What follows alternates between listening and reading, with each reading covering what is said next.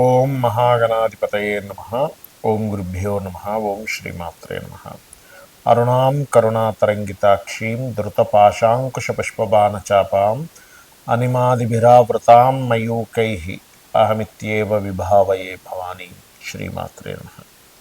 ప్రేక్షకులకి ఆ లలితాంబిక అమ్మవారి యొక్క అనుగ్రహం పరిపూర్ణంగా కలగాలని స్ఫూర్తిగా కోరుకుంటూ మనం ఈరోజు చాలామంది అడుగుతున్న ప్రశ్న ఏంటంటే, మాకు ముఖ్యంగా జాగ్రత్త చెప్పండి, 2026 సంవత్సరంలో ఎటువంటి విషయాలలో జాగ్రత్తగా ఉండాలి, ఈ ముఖ్యంగా ఇవి చెప్పండి. అదృష్టం ఎలాగో కలిసి వస్తుంది, బాగా కలిసి వచ్చి ఎలాగో వస్తాయి, మీరు చెప్పేశారు ఆల్రెడీ వేటి వల్ల కలిసి వస్తుందని. కాకపోతే మెయిన్గా జాగ్రత్త చెప్పండి అని అడుగుతూ ఉన్నారు. అయితే ఇక్కడ ఒక్కొక్క రాశిని బట్టి, ఒక్కొక్క లగ్నాన్ని బట్టి పాపగ్రహాలు ఎలా ఉన్నాయి, శుభగ్రహాలు ఎలా ఉన్నాయి, దాని మీద శుభ ఫలితాలు జాగ్రత్తలు చెప్పడం జరుగుతుంది. అయితే ఈ యొక్క అంశాలని చెప్తుంది నేనైనప్పటికీ కూడా చెప్పిస్తుంది సాక్షాత్ లలిత అమ్మవారిగా భావిస్తూ ఒక్కొక్కటిగా మనం తెలుసుకుందాం. సింహం వారికి కనుక చూసుకుంటే ఈ యొక్క 2026 సంవత్సరంలో తీసుకోవాల్సిన ముఖ్యమైనటువంటి జాగ్రత్త ఏమిటి అంటే, ఇక్కడ లగ్నంలో కేతువు, సప్తమంలో రాహు, అదేవిధంగా అష్టమ శని. ఇక్కడ ప్రతి ఒక్కరికి ఏంటంటే, అమ్మో అష్టమ శని నడుస్తుందండి, ఏమి టెన్షన్ పడకండి.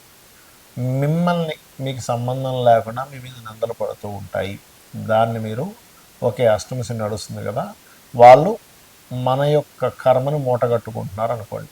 ఎవరైనా ఒకటే గుర్తుపెట్టుకోండి, మీకు ఎవరైనా గాసిప్స్తో మీరు చేయని తప్పుని గాసిప్ చేస్తున్నారు అంటే, మనలో మనం పూర్వజన్మల్లోనో ఈ జన్మలోనో ఎక్కడో చేసినటువంటి పాప ఫలితాలను వాళ్ళు అనుభవిస్తున్నారు అని అర్థం అనమాట. ఏమి టెన్షన్ పడకండి.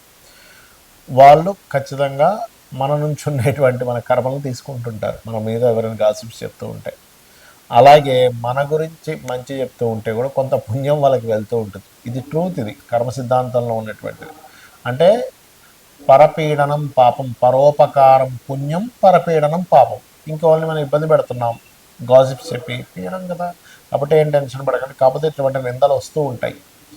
అలాగే మీరు ఏలినాడు శని, అష్టమ శని నడుస్తుంది కాబట్టి అష్టమ శనిలో కూడా కాస్త ఈ జల ప్రాంతాలకు వెళ్ళినప్పుడు కొంత జాగ్రత్తగా ఉంటూ ఉండాలి.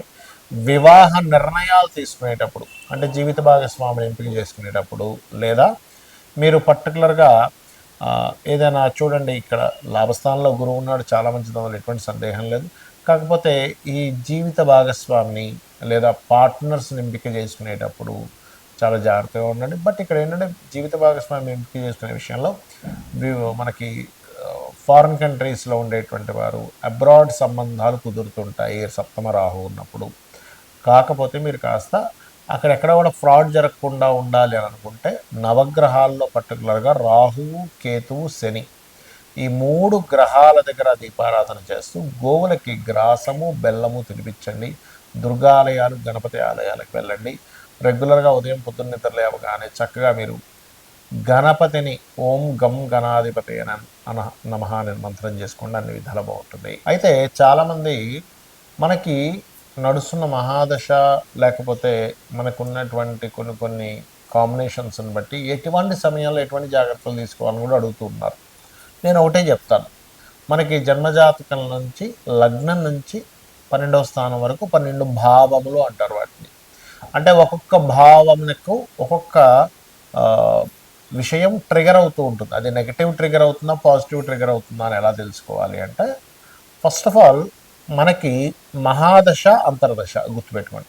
ఈ మహాదశ అంతర్దశ ఏదైతే ఉందో ఇది శుభగ్రహాలైతే కొంచెం శుభంగా ఉంటూ ఉంటుంది, పాపగ్రహాలైతే కొంచెం తీవ్రంగా ఉంటుంది. పాపగ్రహాలు అంటే ఏమిటి? రాహువు, కుజుడు, శని, కేతువు, నీచబడినటువంటి రవి, నీచబడినటువంటి ఏ గ్రహమైనా. శుభగ్రహాలు, సహజ శుభగ్రహాలు ఏంటి? ఇప్పుడు లగ్నానికి పాపులు శుభులు ఉంటారు, సహజ పాప శుభగ్రహ ఫలితాలు ఇచ్చేవి ఉంటాయి. సహజంగా ఉండేటువంటి శుభగ్రహాలు అంటే శుక్రుడు, గురువు, బుధుడు, చంద్రుడు, వీళ్ళందరూ సహజంగా శుభగ్రహాలు.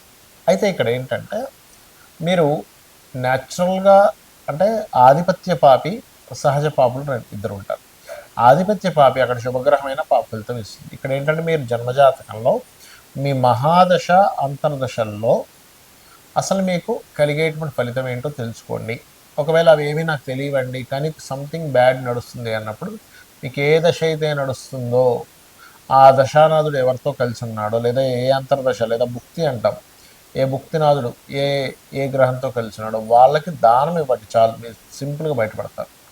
అలాగే మనకు నడుస్తున్న మహాదశను బట్టి ఇంట్లో ఉండే వాస్తు పరిస్థితులు కూడా ఒక్కోసారి ప్రభావం చూపిస్తుంటుంది. ఎలా అంటే ఇప్పుడు ఉదాహరణకి గురు మహాదశ కానీ కేతు మహాదశ కానీ నడుస్తుంది అనుకోండి. ఈశాన్యంలో ఇంట్లో ఈశాన్యంలో ఉండేటువంటి పెట్టే వస్తువుల వల్ల కూడా దాని ఫలితం పెరుగుతూ ఉంటుంది. అది శుభమైనా బ్యాడ్ అయినా కానీ. అలాగే నీకు రవి మహాదశ నడుస్తుంది, తూర్పు భాగంలో ఉండేటువంటి వస్తువులు. శుక్ర మహాదశ నడుస్తుంది, ఆగ్నేయంలో ఉండేటువంటివి. కుజ మహాదశ నడుస్తుంది, దక్షిణంలో ఏమైనా దోషం చేశామా. రాహు మహాదశ నడుస్తుంది, నైరుతిలో ఏదైనా దోషం ఉందా ఇంట్లో. లేదా శని మహాదశ నడుస్తుంది, పడమర. చంద్ర మహాదశ నడుస్తుంది, వాయువ్యం అంటే నార్త్ వెస్ట్లో ఏదైనా మనం పెట్టకూడని ఏమైనా వస్తువులు పెట్టి అక్కడ ఆపరేట్ చేస్తున్నామా. అదేవిధంగా బుధ మహాదశ నడుస్తుంది అనుకో ఉత్తరం. ఇవి ఒక ఎత్తు అయితే, మీకు మీ జన్మజాతకంలో పాపగ్రహాలు లగ్నం భావం మీదకి గోచారంలో వచ్చాయో ఆ సమయంలో కూడా జాగ్రత్తగా ఉండాలి. అంటే లగ్నంలోకి ఎక్కువగా వచ్చాయి, అప్పుడు జీవుడు స్ట్రెస్కి ఎక్కువ గురవుతుంటాడు. అప్పుడు ఏ గ్రహాలైతే ఏ భావంలోకి వచ్చాయి దానికి దానం ఇవ్వాలి. ధనస్థానంలోకి వచ్చాయి, ధన విషయంలో జాగ్రత్తగా ఉండండి. 3వ స్థానంలోకి వచ్చాయి, కమ్యూనికేషన్స్ విషయంలో జాగ్రత్తగా ఉండండి. 4లోకి వచ్చాయి, ఏదైనా ప్రాపర్టీ తీసుకునేటప్పుడు విద్యా విషయాల్లో లేదా తల్లిగారి ఆరోగ్య విషయంలో. 5మంలోకి వచ్చాయి, సంతానం విషయంలో. 6వ స్థానంలోకి వచ్చాయి, రుణరోగ శత్రువులు, అనవసరమైన శత్రుత్వాలు పెరుగుతూ ఉంటాయి. 7మ స్థానంలోకి వచ్చాయి, అప్పుడు వివాహం విషయంలో చాలా జాగ్రత్తగా తీసుకోవాలి. 8మంలోకి వచ్చాయి పాపగ్రహాలు, యాక్సిడెంట్స్ అవ్వడం, తాతగారి ఆస్తికి సంబంధించిన విషయంలో కొన్ని తప్పుడు నిర్ణయాలు తీసుకోవడం జరుగుతూ ఉంటుంది. 9లోకి వచ్చాయి ఉదాహరణకి పాపగ్రహాలు, అప్పుడు ఏంటి, తండ్రి గారి ఆరోగ్యం విషయంలో లాంగ్ జర్నీ చేసేటప్పుడు, బ్యాంక్ ట్రాన్సాక్షన్ చేసేటప్పుడు.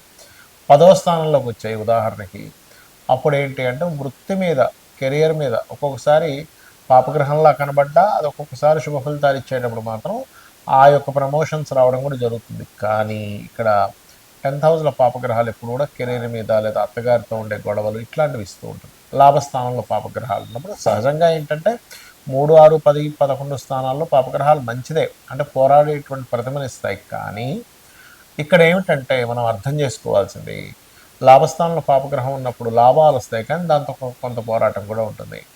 వ్యయ స్థానంలో ఉన్నప్పుడు ఇన్వెస్ట్మెంట్స్ విషయంలో చూసుకోవాలి. అయితే ఏది ఎలా ఉన్నా కూడా ఒకటి గుర్తుపెట్టుకోండి, గ్రహస్థితులు ఎలా ఉన్నా, వాస్తు ఎలా ఉన్నా, మనం కొన్నిసార్లు దాన్ని సెట్ చేసుకునే స్థితిలో ఉన్న వాస్తు మనం మార్చుకోవచ్చు చక్కగా, దాన్ని ప్లాన్ చేసుకుని కలర్స్తోనో మెటల్స్తోనో. కానీ ఒక్కొక్కసారి ఏమవుతుందంటే మార్చుకోలేని స్థితిలో ఉన్నప్పుడు, గ్రహస్థితి ఎలా ఉందో అర్థం కాని స్థితిలో ఉన్నప్పుడు మీరు సింపుల్గా ఏం లేదు, ఉదయం సాయంత్రం లలిత చేసుకోండి.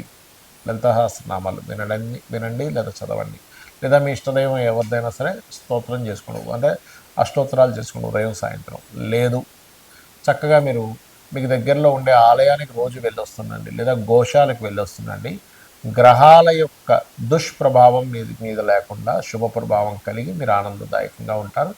ఆనందంగా ఉండాలని ఆ లలితాంబిక అమ్మవారి యొక్క అనుగ్రహం మీకు పరిపూర్ణంగా కలగాలని మనస్ఫూర్తి కోరుకుంటూ శ్రీమాత్రే నమః.